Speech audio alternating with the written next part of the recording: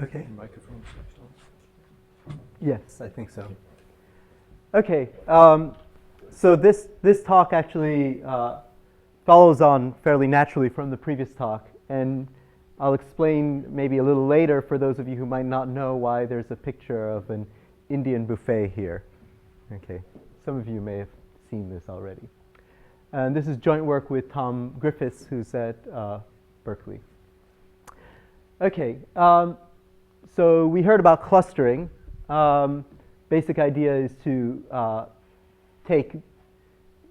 have each data point belong to a cluster, and you're trying to discover the clusters from the data. And there are many different clustering methods you could use based on mixture models or hierarchical clustering, special clustering, etc.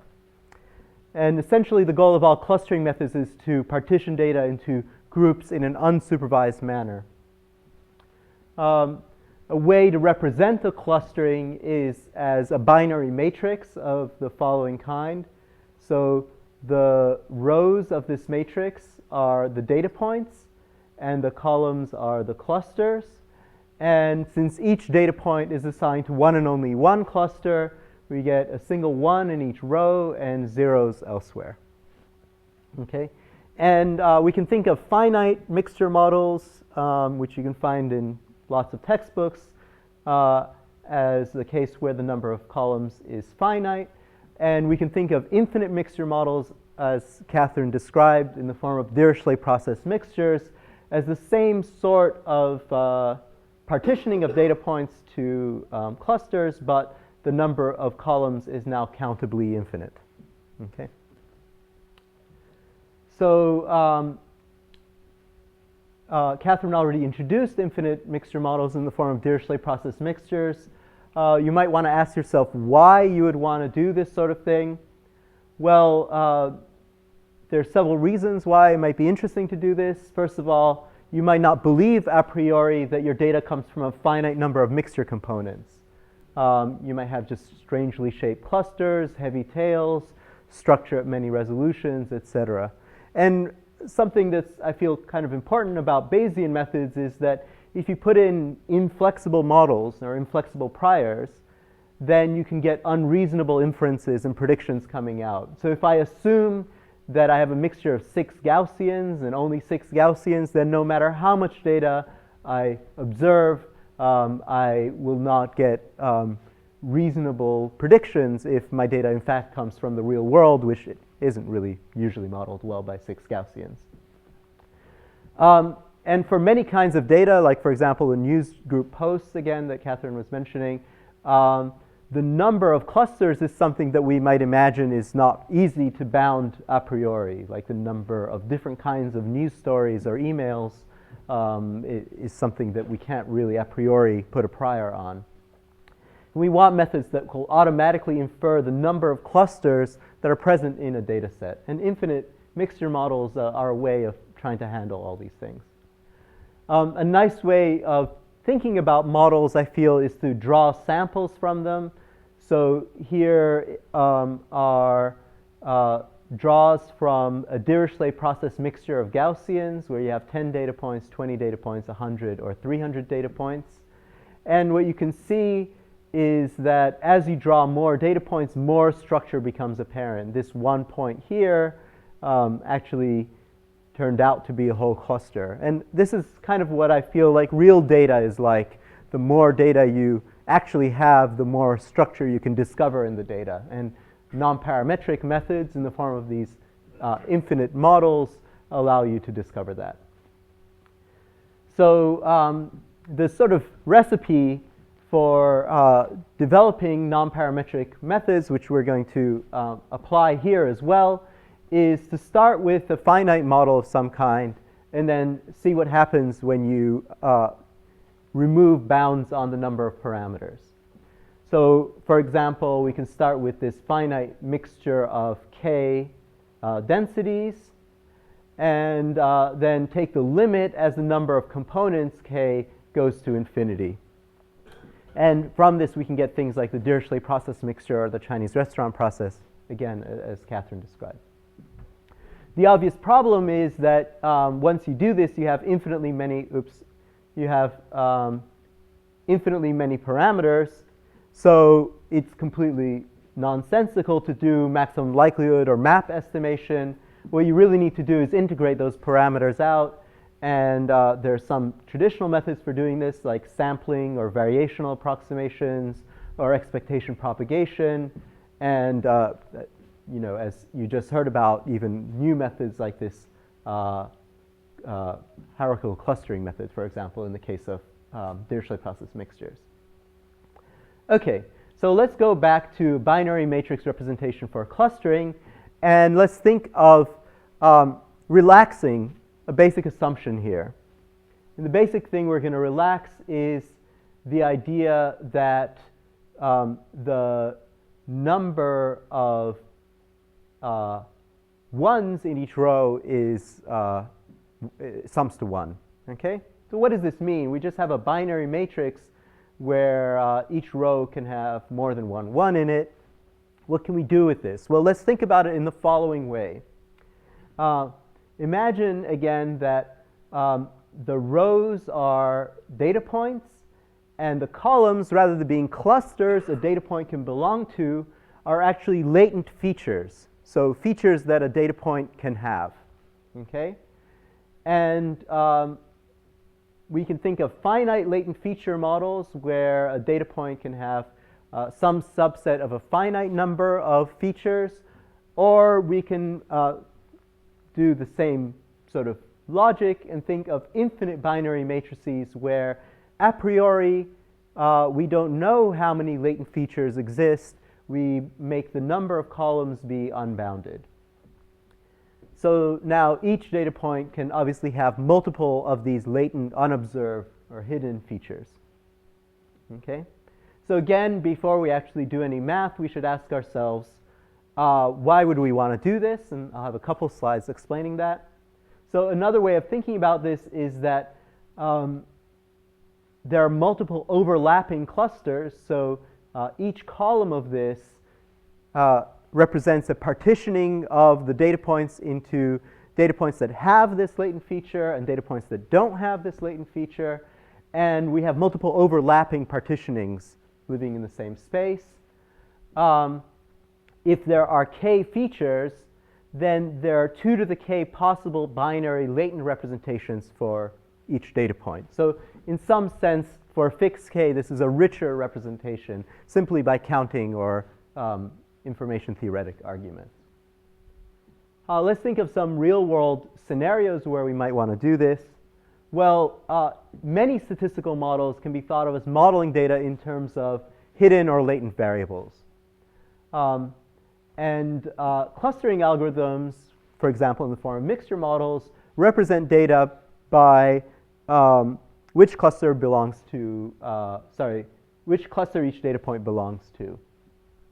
But that's restrictive. We want to have a distributed representation. This is kind of an old idea, maybe from you know, the AI community. Been reinvented in lots of places, I guess. We want to have a richer representation of data points. So think of a very popular problem that machine learning people are working on right now. This is called the Netflix problem. So Netflix is an American company that rents out DVDs to people, and people rate movies that they observe. And the Netflix problem is to try to predict how much a person will like a movie that they haven't seen, to be able to recommend movies to them. So the data we're trying to model are hundreds of thousands of people and tens of thousands of movies and a few ratings for each person of which movies they've liked. So let's imagine, well, we could do clustering on people. We could do clustering on movies. But is that really a rich enough representation of people and movies?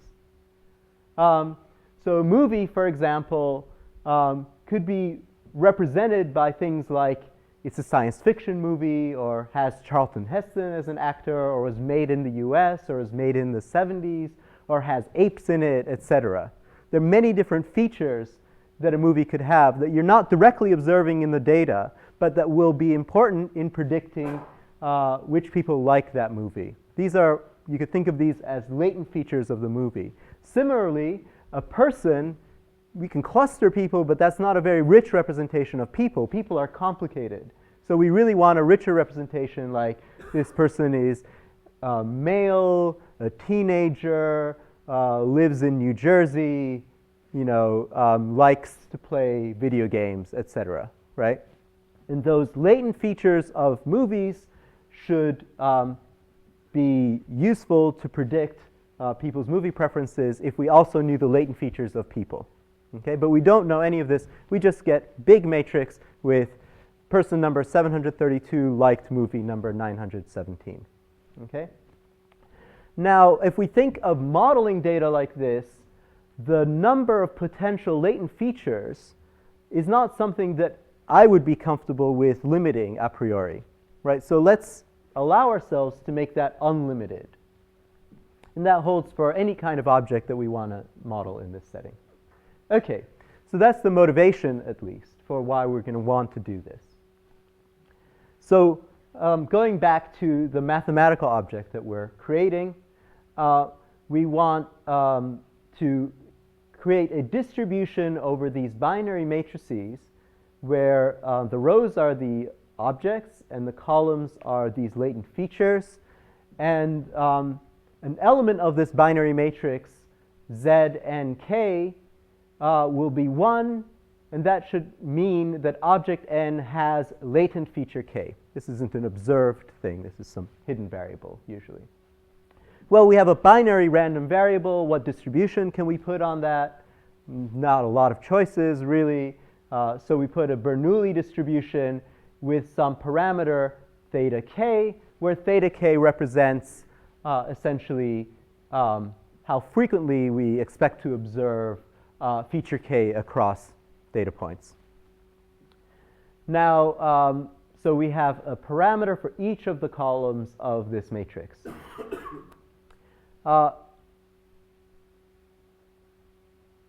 We're not done there. We don't want to estimate these theta k's from data because we're going to have infinitely many of these. So we need to put some sort of prior distribution on them for it to be a fully well-defined model, in my view. So theta k is simply a number between 0 and 1. And there are choices, there are lots of distributions we could put between 0 and 1. But if we choose a beta distribution, that has a nice property that is conjugate to this Bernoulli distribution. Okay? So we're going to put a prior on theta k that's beta with parameters alpha over k and 1. Okay? So what does that mean? Well, k is the number of columns in this matrix. Alpha over k is essentially, if we take a particular Zn k, and we look, what's the probability that Zn k equals 1? What is the probability that object n has feature k given alpha?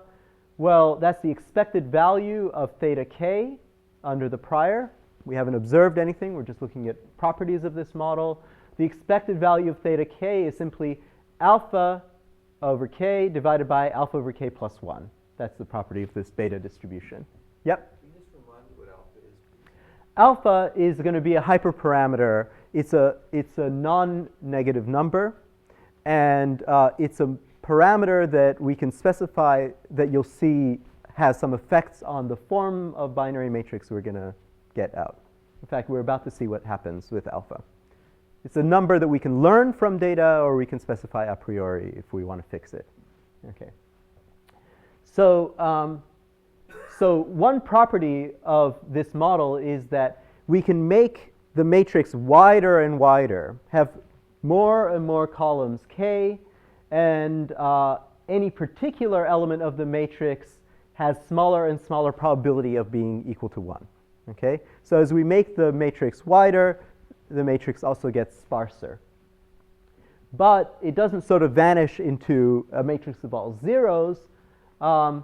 In fact, if the matrix Z is n by k, the expected number of non-zero entries is n times k times this thing, which is about, it's a little less than n alpha. As k goes to infinity, the expected number of entries is going to be n alpha.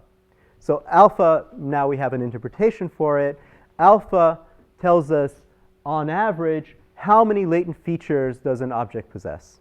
Okay, so if alpha is 3, each object on average has 3 latent features. Okay. Even in the limit as k goes to infinity, the matrix is expected to have a finite number of non-zero entries. Okay, it's a very, very simple construction. Okay, so now we can integrate out all these infinitely many thetas. Well, we can start with a finite case and integrate them out. And we get a probability distribution over the matrix Z as a function of that single scalar parameter alpha. And it's got this form in the form of some gamma functions. But the details don't matter. It's a very simple integral to do. The properties of these are interesting. We can look under this distribution at the conditional feature assignment. So what is the probability that object n possesses feature k given the assignments of all of the other objects and features? Okay? Again, this is an easy integral to do. The probability of this is simply the number of other objects that have feature k plus alpha over k divided by the total number of objects. As k goes to infinity, these two terms go away. And so the probability that an object possesses feature k is simply proportional to how many other objects possess feature k. This is exactly the same property that Dirichlet process mixtures and Chinese restaurant processes have in terms of cluster assignment, but now it's independently happening for all of these infinitely many features. Okay? And this is a rich get richer property that's related to the Chinese restaurant process. Okay? All right. So if we actually compute the probability of any particular matrix as the number of columns goes to infinity, there's a small technical difficulty, which is that the probability of any given matrix goes to 0. But we're not really interested in the probability of a particular matrix. If we think of equivalence classes of matrices where we can reorder the columns, remember these are latent features and we don't know what their identities are, let's just reorder the columns so that we put infinitely many columns with all zeros to one side and all the columns that have any of the non-zero elements to the other side. This is just something we call left-ordered form. Then we get a well-defined limit for this probability distribution. The probability distribution over the equivalence class of these left-ordered matrices is given by this expression. And again, the details don't matter. It just matters that it's something we can compute. We can compare between different matrices, for example. The distribution is infinitely exchangeable, meaning that it's not affected by the ordering on the objects. So if I took the n objects and I permuted them, the probability of the matrix, of that permuted matrix, would be the same for any n as you take the limit of n going to infinity as well. Okay, so so here is clustering where each data point belongs to one cluster. It can be represented as a binary matrix like this. We can left order that as well, and it would look like a matrix like this. Here's what happens for the distribution over matrices that I just described. If we left order it, basically the first object will have the first few features, and then the next object will have some of the same features as the first object, and then some new features, etc. So the total number of features that you observe as a function of number of objects grows, which is also sort of what you would expect. Okay, and this is a sample drawn from the prior with alpha equals 10, so on average each object has about 10 latent features here. Okay, so this is where we stole from the Chinese restaurant process name, and we call this the Indian buffet process. The idea is we imagine a buffet with infinitely many dishes, and the objects are customers coming into this Indian restaurant. The first customer comes in and takes a serving from each dish, stopping after Poisson alpha number of dishes as their plate becomes overburdened. Okay? So the number of ones on each row is actually Poisson alpha. Okay, so there you have it. Then the nth customer moves along the buffet, sampling dishes in proportion to their popularity, serving himself with probability mk over n, dish k, and trying on plus on alpha over n new dishes. This is how one would generate a draw from this distribution over binary matrices. Okay. Question? MK is the popularity of dish K, is the number of previous customers that have tried dish K. And the dish is the latent variable. So the dishes are the latent variables in this generative process, and the customers are the objects. Okay? So it's very easy to generate a draw from this distribution, and it's also easy to compute properties of these sorts of matrices. Now, even though we've described it in an ordered manner, it turns out that it's an infinitely exchangeable. The 20th customer has the same distribution over a number of latent features as the first customer if we allow ourselves to reorder these latent features. Okay. So, so there are a couple of generalizations, and then I'll talk about applications. Where do we use this model? So a simple generalization of this is a two-parameter generalization, and then we can go from binary matrices to non-binary latent features. Okay? So a two-parameter generalization is motivated by the following. We have a single parameter. Okay? That's the basic motivation. We have a single parameter, and it controls two different things in the model that I've described to you. It controls the number of features per object, but it also controls the total number of features possessed by a set of n objects. Okay? So here is samples from this distribution with alpha equals 3, 10, and 30, and you can see that both the number of features and the total width of this are correlated. This seems limited. We really want independent control over the number of features per object and the variability across the rows. So the two-parameter generalization is simply obtained by adding another parameter beta when we come up with the beta distribution. Sorry, alpha and beta are the two hyperparameters controlling the beta distribution. And when you set beta equal to 1, it's the one-parameter model. The number of features per object is still Poisson alpha. Alpha controls that. But what beta controls is the feature repulsion or feature stickiness. So how much is a row similar to previous rows or not? And we can look at this in pictures. So here is alpha equals 10, beta equals 0.2. So each object has on average 10 latent features, but the features that they have are not very different across objects. Whereas here is alpha equals 10, beta equals 5. Again, each object has on average 10 features, but the features repulse each other. You tend to get new features coming in as you get new objects. Okay? So how do we go from binary to non-binary matrices? Well, a very simple way of doing this is to think of the binary matrix as providing a mask on another matrix of latent variables that you might be interested in.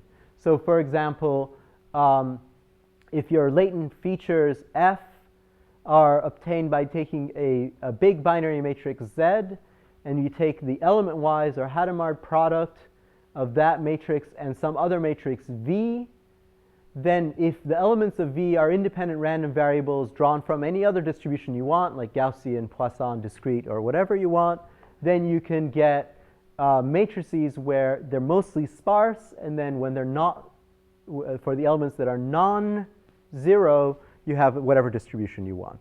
Okay? So this is going to allow us to come up with generalizations to sparse probabilistic principal components analysis, for example, and things like that. Okay, so what do we want to do with these Zs? Well, I mean, I'm a machine learning person, or you can think of me as a statistician as well. I want to model data. I'm not just doing combinatorics and probability theory here. So we want to model data. How do we model data? Well, we have a latent variable model. So imagine we have X being our observed data. Let's say that's an n by d matrix where we have n objects and d observed features of those objects. Let's say Z is the n by k matrix of binary latent features.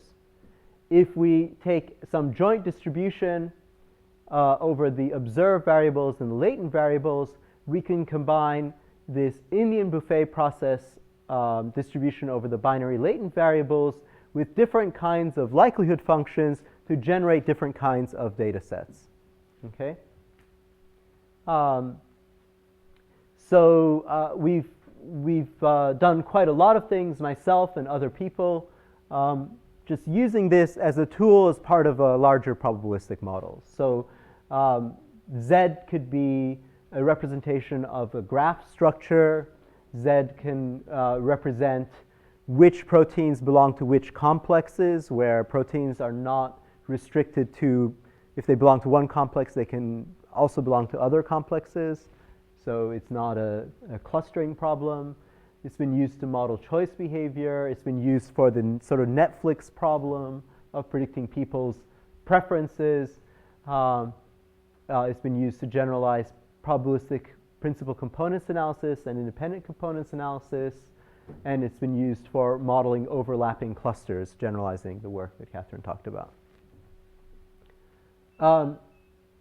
So how do you do posterior inference in these models? Well, we have the prior, which was given by that distribution I've been talking about, and then some likelihood function. A natural way of doing this is by sampling. So we could think of Gibbs sampling these Z variables by combining that prior and the likelihood. And it's fairly straightforward to do this. We simply need to draw these binary variables conditioned on the assignments of other data points to these latent features, and then multiply them by likelihood to decide on whether we turn the bit on or off. The subtlety here is that when we're doing this, we need to allow data points to create new features that they could possess, new latent features. And we also need to allow features to disappear. So the size of this matrix is growing and shrinking as we're doing the sampling. If our distributions are all conjugate, then our life is easy. So there's a conjugate form of the sampler. For non-conjugate samplers, if you're really interested, I would refer you to the latest paper by Yi-Wei Tei with this very nice stick-breaking construction for this model, also related to Chinese restaurant processes and so on, for how to do sampling in non-conjugate, in the non-conjugate case. Okay. But sampling is what we've been doing so far. We haven't really tried doing other approximate inference methods like variational approximations or anything like that. Okay, so I'll just conclude with a couple of quick pointers at ways in which you can use this binary matrix. So imagine you are modeling symptoms of diseases, but you only observe the symptoms, you don't know what the diseases are. So you could imagine lots of patients, you observe their symptoms, and you want to figure out what are the latent diseases that explain the symptoms that you've observed. And you can imagine a causal structure where each disease causes some small number of symptoms to be present, and there's some noisy or way in which multiple diseases can cause a particular symptom. And so the observed data, X is the binary symptoms. The latent variables here, there are two kinds of latent variables. One of them is represents the diseases particular patients have. The other latent variable actually represents the graph structure, which diseases cause which symptoms. Okay? And so we can use Z actually in either of these two places, and here in this in particular we use it to model the graph structure. And then we could do sampling to figure out both the diseases the different symptoms have and the graph structure, which diseases cause which symptoms. This is a very high-level sketch of what you can do here. We compare this to doing reversible jump, MCMC, with similar model where you assume some finite number of latent features and you allow it to grow or shrink. And we found basically that it was very hard to get the RJMCMC to mix as quickly as the Gibbs sampler that we had for this model. So I won't go into the details, but essentially this is the initial this is the true value of k, and this is the expected number of k for different methods. And the reversible jump method was very sensitive to how you initialize it. So you have two different dashed curves for initializing it at 1 or at a high number of different k's. But that could be implementation dependent. And we applied this to a data set of stroke localizations. Patients had symptoms for different kinds of strokes. And it found things like left hemisphere strokes that seem to cause some number of symptoms at the same time. But again, I don't want to make a big deal about any of the results. That's not really the focus here. We can use this for infinite independent components analysis or sparse principal components analysis, where we take our matrix Z and we multiply it element-wise by a matrix of Gaussian random variables. So now what will happen is each latent variable is 0 with high probability, and otherwise it comes from a Gaussian. So it gives you kind of a sparse distribution. And the mechanics of it are similar to the previous models I've talked about. We can use this for modeling dyadic data. Dyadic data in this case refers to things where you have pairs of objects and the relationships between them. So, for example, genes by patients, where we're using these binary latent feature matrices both to model the latent structure of the genes and to model the latent structure of the patients. And the similar sort of thing could be just applied to users by movies, and we did that as well. This is joint work with Ted Mead, Sam Royce, and Radford Neal. Okay. So just to summarize and conclude, this is a new class of nonparametric Bayesian model, and we have found lots of interesting applications of it. So it's been fun and exciting to work on this. Okay, thanks.